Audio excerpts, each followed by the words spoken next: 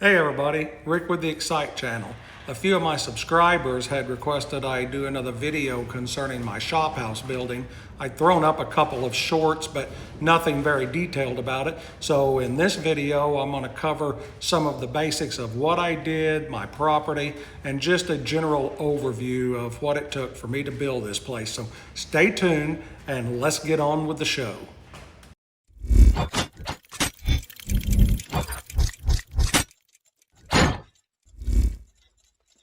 The first thing I did before I purchased this land was I went to the county and I checked to see what kind of restrictions, if any zoning restrictions, any codes on the type of building, what type of inspections I'd have to have, if there was anything that could be detrimental to me purchasing this property or some unexpected cost.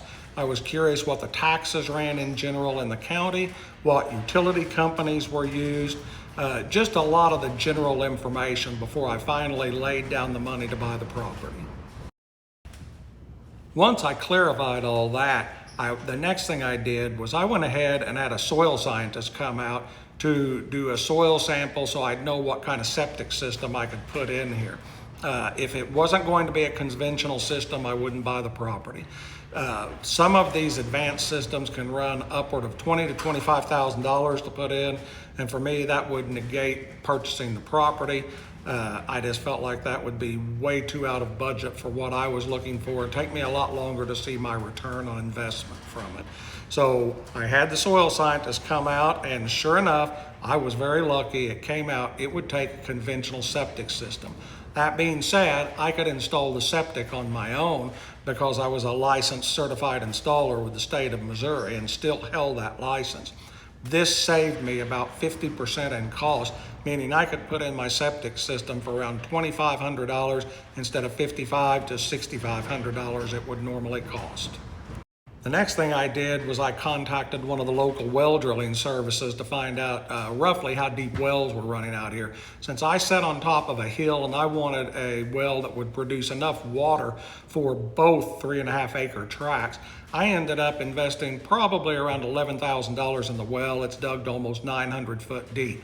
But I have enough water to supply not only my shop house, but I left a water line stubbed out of the ground that later on, should I decide to do it, I could route that down to the front 3.5 acres and build another house, be it for an Airbnb, be it for a relative, or just do it to sell. So I wanted to be confident that I could put in conventional septic systems and that I would be able to get water to it. Next, after that, I got a hold of the utility company and figured out the cost on what it would be to get underground electric ran to both properties. I figured if I was going to have an excavator out here trenching, I may as well trench to both properties and have them set a transformer for utilities to both pieces or 3.5 acre tracts. That way, if I wanted to do anything in the future, it's already done. It was a no hassle deal, no issues. So that's what I did. I took a mini excavator. You had to trench to 4 foot deep for underground utilities, and I trenched across to the first 3.5 acres. Then I brought it up to where I was going to build my shop house. Once the septic was in, I had a little 20-foot tag-along camper, and I moved it over next to where I was going to build the shop house and hooked it up to the septic system and routed a hose actually from the well over to it and hooked up, and went ahead and set a temp power pole so I would have some place to live while the shop house was being constructed. So this actually worked out great. I had a beautiful view. I built a deck out in front of my little camper that I used, and I couldn't find a picture of it to show you, but you'll see the deck I had sitting outside the house, because once I was done with the shop house, I actually moved the deck for an additional deck area and space for gatherings next to the shop house covered front porch. I have an absolutely beautiful view out here, so I wanted to take advantage of that. And I also wanted the place to have a unique, different look and not just like a pole barn. So what was done was it was decided that I would build one side, one 30 by 40 area, and it would have 10-foot walls. Then I offset the shop on the other side and put 14-foot walls, so it gave it a little bit more of a modern appearance instead of just looking like, a ranch-style house. Then because of the view and because I like the look of something unique, I got online and I happened to find in Arkansas an old Jiffy Lube that had closed down, and the guy was selling the glass garage doors off of it. Well, luckily, they would fit on my 14-foot side. So I drove to Arkansas, picked those up for just a minimal amount of what they would have cost me, and brought those back. I couldn't find any shorter doors for the living quarter side, so I ended up purchasing those new. And they were expensive, but for me, it's worth it because I can sit inside of my home and look out and watch the snow, the rain, the deer, the wild turkey. I've always just got this beautiful view whenever I'm sitting inside the house. So for me, it was well worth the cost. And it was probably around, I believe it was $1,800 for both of these glass garage doors to go in. It's also really nice in the spring because a lot of times if I have friends over, I just open up the doors. And that way we can sit out on the front porch or out on the deck. I can swivel the TV, which you'll see a little bit later on in the video, and turn it, and we can watch a ball game, or we can put on, Amazon Music, or just whatever we want to do. And we can sit outside and be able to walk right in, cook out, have easy access to everything inside and out. Sticking with the industrial theme, I managed to find some used walk-in doors that were commercial glass doors that had the same color deep brown trim that the glass garage doors had.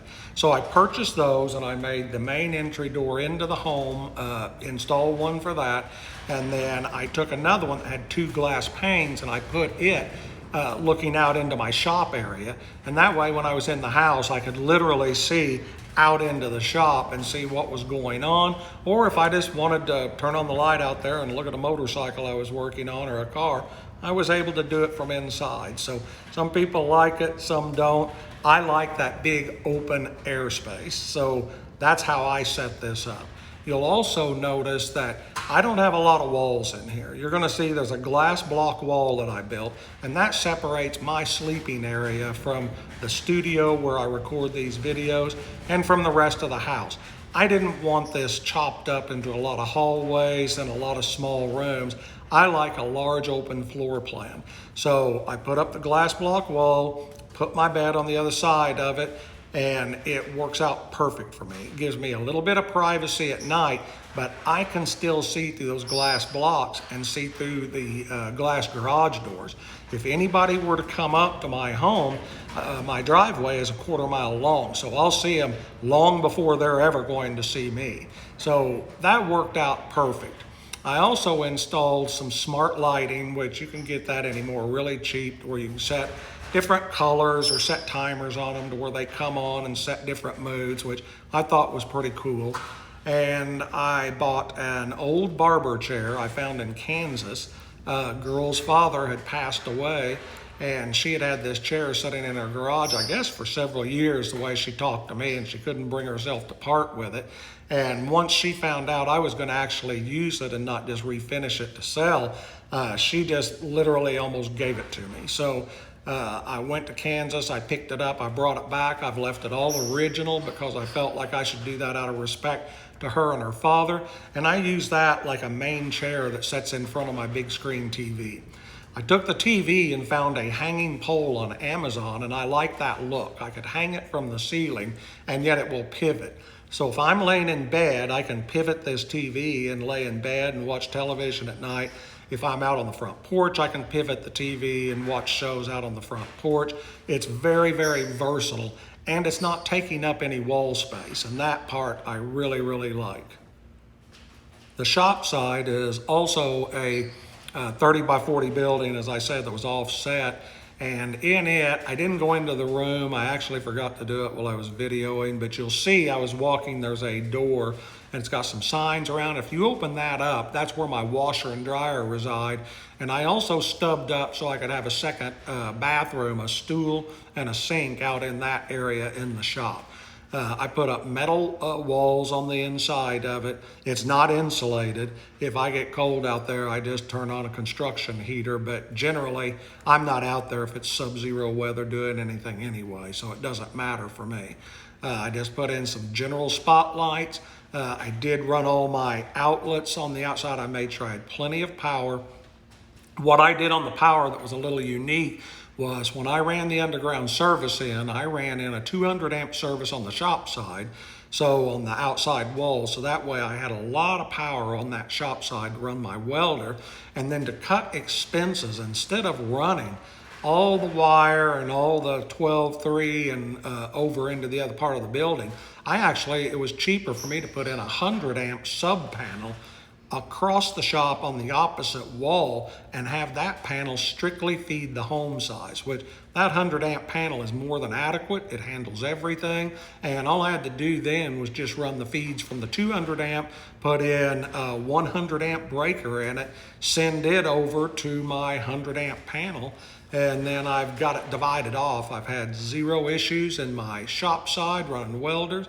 I've had zero issues. I can't tell I've got any voltage drops or any brownout type situations with it. So saved me a lot of money doing that and doing that panel split in the face. And it did all pass code too. I had the utility company that was supplying come out, double check to be sure what I did was within their standards and safety protocol. They told me it looked excellent. They didn't see where I should have any trouble with it whatsoever. So for the future, I've got several things I'm considering. I've considered selling the property, but it's really hard in the area I'm in to get good property like this with that good of a view and this private. So I don't know if I'm going to do that or not. I've been thinking about building another home on it or a couple of small places on it, which I'm allowed to do and using for Airbnbs. And then on the other flip side of the coin, I may just, start something up in my shop and use my shop for some type of, on the side hobby business, since I like to travel overseas, and do my videos in my studio over here on the other side. It's a really simple place, you guys. There's nothing fancy about this. I'm going to estimate the total cost in the building. Now, I did most of the work on it. I've got roughly $130,000 to $140,000 in the building itself, and then land costs for the place. Of course, it's skyrocketed since I bought it quite a few years ago, but I think I've got right around 175 to 200,000 in the place. And from what I'm told from friends of mine that are realtors, it far, far, far exceeds that value now. So that's a positive. I don't know if they're correct or incorrect. I don't really care because I like the place and plan on using it for a while, but at least I feel comfortable that if I do decide to sell it, or I want to sell it, or I just decide to move overseas permanently and stay year-round instead of half the year, I could sell it and easily make a profit off of it. So I hope that I've answered a lot of your questions. I didn't get into all the detail on the building and the construction of it, but I hope this gave you enough information that it gave you more of an idea of the cost involved. But you do need to remember that I did most of this house myself. I did have an Amish crew come in and throw up the shell, and other than that, everything else I did on my own. The septic was put in, the plumbing, all of the wiring, the finish work, all the sheetrock work. Every once in a while, I'd have a friend or a family member come over and give me hands with little bits and pieces for a few hours, but the bulk of it, I pretty well busted my ass and just worked on it all the time to get it finished. And it's still a work in progress. So I'd like to put in some driveway lighting and some other things, possibly build a deck up over the porch on the roof. You notice the extended poles that have the lights over the porch. I left those that way. So if I wanted to build a deck up there and stairs that led up to, I could have a deck in the summertime to sit on that even had a better view of this beautiful land and the rolling hills out here. So I hope this gave you some good info, guys. If you liked the video, please like, subscribe, and hit that bell for me.